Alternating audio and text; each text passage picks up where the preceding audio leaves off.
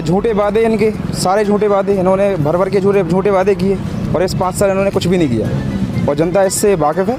जी, इस बार समाजवादी पार्टी की सरकार बनेगी उत्तर। समाजवादी पार्टी। आपका? समाजवादी। आप क्या कहें? समाजवादी पार्टी। आपका क्या कहना है? भाजपा मिला नहीं है तो गया नहीं है कुछ। और गुंडाराज अगर देखा है सभी ने, जब ग्राम पंचायत में और जिला पंचायत के इलेक्शन थे अभी हाल में हो चुके, सबने देख लिया किसे गुंडाराज था और किसे गुंडाराज हो रहा है। आज भी आप देख सकते हो, कोई भी यहाँ कह दे खाद मिला हो बड़ा गांव में, कोई भी कह दे कि हाँ हमको मिला है। नहीं देखा ही नहीं ना, शकल ही नहीं देगी जी को आपने नहीं देखा है? में देखा जी, बैनर लगा हमने देखा। आवास मोदी जी की योजना है। विधायक जी का काम बताएं आप हमें। विधायक जी बोलिए। विधायक जी का काम बताएं बड़ा गाँव में। लोन वगैरह दे रहे हैं इतने सारे, काय के लिए दे रहे हैं? ये सरकार लोगों को लोन दे के उन्हें और ऋणी बना के कमजोर बनाने का विचार। हवा थी उस समय, मोदी लहर थी, झूठे वादे। खास चुनावी चर्चा। यूपी में अब की बार किसकी सरकार, केवल नवोदय प्लस टाइम्स पर। साथियों नमस्कार, मैं हूं मोहम्मद हनीफ और आप देख रहे हैं नवोदय प्लस टाइम्स।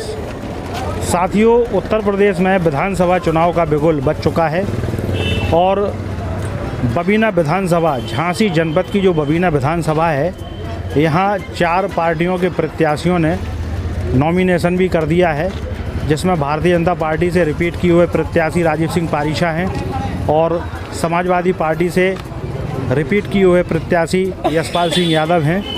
वहीं बहुजन समाज पार्टी से दशरथ सिंह राजपूत नन्ना हैं और कांग्रेस से तिवारी जी हैं। तो इस समय जो है बबीना में चुनाव का क्या माहौल है, बबीना विधानसभा में चुनाव का क्या माहौल है, हवा किस तरफ की चल रही है, लोग किस पार्टी को अपना जो है समर्थन दे रहे हैं और किस पार्टी के प्रत्याशी को जिताना चाहते हैं, किस प्रत्याशी के समर्थन में अपना वोट करना चाहते हैं। तो यहाँ नवोदय प्लस टाइम्स द्वारा लगातार बबीना विधानसभा में डिबेट की जा रही है, चर्चाएं की जा रही हैं। इन चर्चाओं के माध्यम से हम ये जानना चाहते हैं और हमारे दर्शकों को ये बताना चाहते हैं कि हवा किस तरह की चल रही है। तो चुनावी चर्चा यूपी में अब की बार किसकी सरकार, ये हमारा टॉपिक है। इस टॉपिक पर हम लोगों से मिल रहे हैं। तो इस समय हम बबीना विधानसभा की ग्राम बड़ा गांव में खड़े हुए हैं, जहां तमाम लोग हमारे साथ मौजूद हैं। तो भैया, मैं आपसे जानना चाहूँगा, सबसे पहला सवाल, उत्तर प्रदेश में इस बार किसकी सरकार बनने जा रही है? उत्तर प्रदेश में बिल्कुल सपा सरकार बननी है इस बार, भारी बहुमत से। आप पूरे विश्वास के साथ कह रहे हैं भारी बहुमत से सपा सरकार बनने जा रही है। 2012 से के चुनाव से 2017 तक सपा की सरकार थी, फिर 2017 में क्यों नहीं है? 2017 में कुछ वजह थी जिसकी वजह से झूठे वादे, इनके सारे झूठे वादे, इन्होंने भर भर के झूठे वादे किए और इस 5 साल इन्होंने कुछ भी नहीं किया और जनता इससे वाकिफ़ है और भारी विरोध है इनका, हर क्षेत्र विरोध है इनका। गांव स्तर पे, ग्राम पंचायत पे खूब विरोध है। कुछ नहीं किया इन्होंने किसी भी क्षेत्र में। इन्होंने चाहे शिक्षा हो, चाहे किसान हो, चाहे छात्र हो, सबसे ज़्यादा छात्रों के साथ इन्होंने अन्याय किया है। किसी को जॉब नहीं दी इन्होंने, सारी जितनी भी जॉब निकाली उनमें सारा इन्होंने फर्जीवाड़ा किया। छात्रों पे को पिटवाए, लाठी चलवाई इन्होंने प्रयागराज में, अभी हाल ही घटना है। तो इन्होंने कुछ भी नहीं किया। चलिए, आपसे और भी आगे बात करेंगे। हमारे साथ इस साइड भी कुछ लोग खड़े हैं। भैया, आप बताएंगे इस बार उत्तर प्रदेश में किस पार्टी की सरकार बनेगी? जी, इस बार समाजवादी पार्टी की सरकार बनेगी उत्तर प्रदेश में। आपका क्या कहना है? समाजवादी पार्टी। आपका? समाजवादी। आप क्या कहें? समाजवादी पार्टी। आपका क्या कहना है? भाजपा। आप कह रहे हैं भारतीय जनता पार्टी की सरकार बनेगी। ज़्यादातर लोगों का पक्ष है कि इस बार जो है उत्तर प्रदेश में समाजवादी पार्टी की सरकार बनेगी। तो भारतीय जनता पार्टी की सरकार का पक्ष आप रख रहे हैं, तो किस आधार पर रख रहे हैं? मिला नहीं है तो गया नहीं है कुछ, पहली बात। देखो, विरोध तो हर पार्टी करती है, लेकिन जो अच्छाई है कि गुंडा राज भी कम है, हर चीज़ है, मार्केट भी है, हर तरह से हर सुविधा मिल रही है। जैसे श्रम कार्ड में है, हमको नहीं मिला लेकिन किसी को तो मिला है। किसान को है 2000 आए, मेरों को 2000 आए, सिलेंडर मिला है। जिसको नहीं मिला है, जो सिलेंडर लेने लायक नहीं था, ठीक है महंगा है, लेकिन कम से कम वो ले दिया है तो भरवा तो सकते थे हैं? तो उसके घर में पहुंच तो गया सिलेंडर। कहना है कि गुंडा राज खत्म हुआ है। गुंडा राज तो खैर था ही नहीं और गुंडा राज अगर देखा है सभी ने, जब ग्राम पंचायत में और जिला पंचायत के इलेक्शन थे अभी हाल में हो चुके, सबने देख लिया किसे गुंडाराज था और किसे गुंडाराज हो रहा है, और वर्तमान में प्रशासनिक तरीके से किस तरीके से गुंडाराज फैलाया जा रहा है, ये सब देख रहे हैं वर्तमान में। दूसरी बात, इन्होंने कहा सिलेंडर, उज्ज्वला योजना से इन्होंने सिलेंडर गरीबों को फ्री में बांट दिए, उनके पास उन्हें भरवाने के लिए पैसे नहीं। महंगाई चरम पे है, महंगाई कुछ भी नहीं होती, महंगाई ही सबसे बड़ी बात होती है, और महंगाई इनके पास कंट्रोल करने का कोई रीजन नहीं है, कोई भी इनके पास योजना नहीं है, कोई पॉलिसी नहीं है इनके पास। दूसरा, फर्टिलाइजर्स में, उर्वरक में किसानों की लंबी लाइन लगवा दी, तो आज तक नहीं लगी। बड़ा गाँव का इतिहास है, यहाँ पे कोई लाइन नहीं लगानी पड़ी किसानों को, लेकिन इस बार सबसे ज़्यादा खाद के लिए दवा, अभी खाद के लिए हमारी जमीन पड़ी है, आज भी आप देख सकते हो चल के, आज भी आप देख सकते हो। कोई भी यहाँ कह दे खाद मिला हो बड़ा गांव में, कोई भी कह दे कि हाँ हमको मिला है, बड़ा गांव के लोग मेरे सामने लाइन लगा के 2-2 दिन खड़े रहे, 3 दिन। आपके क्षेत्र के जो विधायक हैं, आपके क्षेत्र के जो विधायक हैं यहाँ पर आते हैं कि नहीं आपके क्षेत्र में? हमारा तो कभी नहीं, हमें नहीं देखा ही नहीं ना, शकल ही नहीं देगी विधायक जी को आपने नहीं देखा है? में देखा जी बैनर लगा था। हमारे यहाँ विधायक जी आते हैं, जी बात नहीं आते हैं, मगर जब काम पड़ता है जनता को जब नहीं आते हैं। आप किसी की शादी में आए, कहीं आए, तो वो तो आपका काम। ये जो आरोप लगा रहे हैं कि आप विधायक जी यहाँ पर नहीं आते, नहीं, आरोप नहीं लगा रहे, आते हैं, लेकिन समय जब कोई बुलाए तब है, और शादी समारोह में नहीं आए, नहीं खाते में नहीं आए।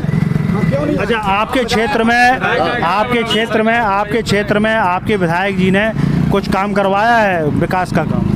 विकास को तो ये आवास वगैरह सबको मिले हैं, हमारे अगल बगल सबको मिले, विधायक जी को कहा है, हमारे बगल में राम कुमार साहू को मिले, कल्लन को मिले। तो आवास की ये बात कर रहे हैं कि आवास सबको मिले हैं, क्या कहेंगे आप इस बारे में? आवास मोदी जी की योजना है, विधायक जी का काम बताएं आप हमें। विधायक जी बोलिए, विधायक जी का काम बताएं बड़ा गाँव में। उनका कहना है कि आप बड़ा गाँव में विधायक जी ने क्या क्या करवाया। हमने ये विधायक की नहीं बोली, मैंने बीजेपी बोला बस। और आवास में काफ़ी विषमताएं पाई गई यहाँ पे, और काफ़ी यहाँ पे घूसखोरी चली, भ्रष्टाचार चला, कि जिसके पास पैसे पहुँच गए लोगों के आवास आ गए, यहाँ आवास नहीं मिले। काफ़ी ऐसे भी लोग हैं जो पात्र थे लेकिन उन्हें आवास नहीं मिले। चलिए, और आपके क्षेत्र में क्या क्या समस्याएं हैं हमें बताएं। बीजेपी के कुलदीप सेंगर है कानपुर के, उन्होंने गुंडाराज दिखाया अपना, तो गुंडाराज तो बीजेपी शासन में गुंडाराज है बहुत ज़्यादा, सपा शासन में नहीं होगा गुंडाराज ज़्यादा।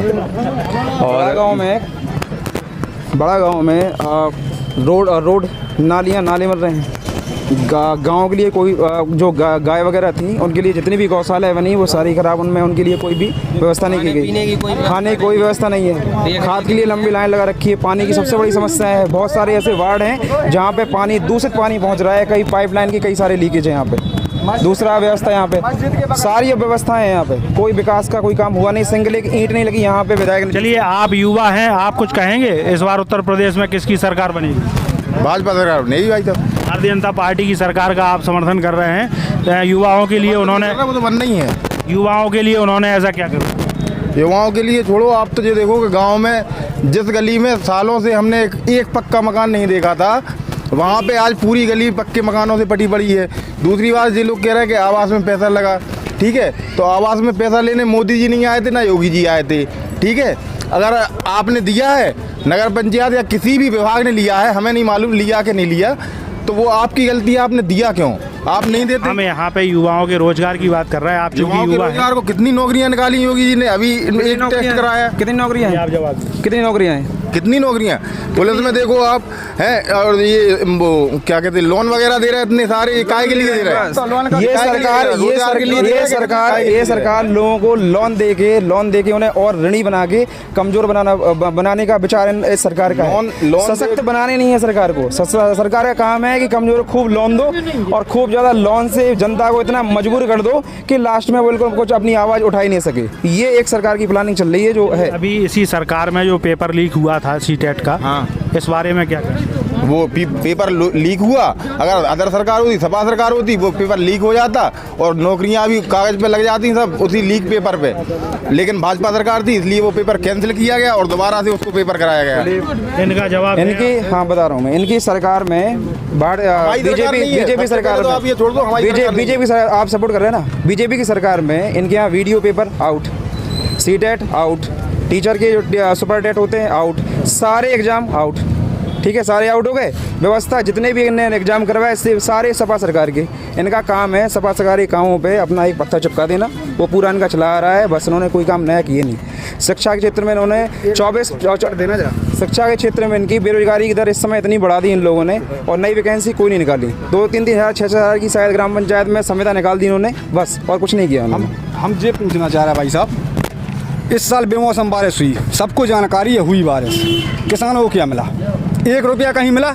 इसके पहले जो अखिलेश सरकार थी उसमें बेमौसम बारिश अगर थोड़ी सी भी होती तो किसान को मिलता था, तुरंत मिलता था, मतलब 10 दिन 15 दिन। यहाँ कुछ नहीं मिलता है।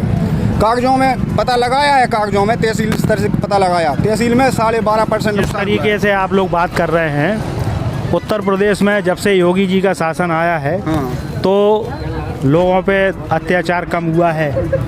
उज्ज्वला योजना का भी लाभ मिला है लोगों को, गैस सिलेंडर मिले हैं। तो सब तमाम 350 को सिलेंडर आपने जाके 1000 में धर दो, काय खोदा वो सिलेंडर आपने काय खोदा? अरे आदमी बढ़िया अपना कंडेंस रोटी बनाओ तो बासा भी कहो आदमी, आपने आदत पार दी है सिलेंडर की। अब सबके सिलेंडर घर रख के ढेर लगे, 3-3 4-4 सिलेंडर एक घर में भरे काऊ के नहीं। बिजली है अबे हम बता रहे हैं आपको, 2 घंटा रही पूरे दिन में बिजली, किसान रात में पानी दे रहा हो पूरा। बिजली में भी जैसे आप कह रहे हैं कि बिजली के बिल मनचाहे आ रहे हैं, तो अभी योगी जी ने बिजली के बिल भी माफ़ किए हैं, लोगों को आधा कर दिया है और 6 किस्तों में देने का वादा किया है, और ये चल भी रही है योजना। अरे जो कुछ हो, भाजपा सरकार बेकार है हमारी तरफ से, ठीक है। समाजवादी पार्टी 300 यूनिट बिजली फ्री दे रही है, उसमें ऊंच नीच का कोई वो नहीं है कि कौन बड़ा है कौन छोटा है, सब 300 यूनिट बिजली फ्री जलाएंगे, ठीक है। जब 300 यूनिट बिजली इन्होंने फ्री का कोई घोषणा की, उसके बाद से इनकी घोषणा आई कि हम ये बिजली का जो रेट जो दर है यूनिट वो कम करने वाले हैं। चुनाव के टाइम पे ही चुनाव के पहले भी आप कर सकते थे ना कम। चलिए, और भी लोग हमारे साथ यहाँ मौजूद हैं, कि करके हम आपको सबसे मिलवाते हैं। भैया आप बताएंगे उत्तर प्रदेश में इस बार किसकी सरकार बनेगी? चाचा पेट ही खोले तो देख लीजिए की बन रही। मतलब आप कुछ क्लियर नहीं बता पाएंगे, आप बताएंगे भैया? भाई साहब से पूछो, हम नहीं बता। आप कुछ बताएंगे? हाँ बताएं। अखिलेश सरकार बनेगी। आप कह रहे हैं उत्तर प्रदेश में बीजेपी की सरकार बनेगी। हाँ जी। 2017 में भी ऐसे कयास लगाए जा रहे थे लेकिन नहीं बन पाई। वो एक हवा थी, उस समय मोदी लहर थी, झूठे वादे, ये होगा वो होगा, क्या काम हुआ आप ये बताइए? जो वादे किए थे वो क्या काम हुए? चलिए हम थोड़ा सा बबीना विधानसभा की बात कर लेते हैं आप लोगों से। बबीना विधानसभा में इस समय 2 चर्चित चेहरे आमने सामने हैं, जिनमें करारी टक्कर समझ में आ रही है। एक तो वर्तमान विधायक राजीव सिंह पारीछा जो भारतीय जनता पार्टी से हैं, और दूसरे समाजवादी पार्टी से यशपाल सिंह यादव। तो आप चूँकि यहीं के निवासी हैं, बड़ा गांव के लोग रहने वाले हैं, तो आप लोगों को किसका पड़ला भारी समझ में आ रहा है? यशपाल सिंह यादव।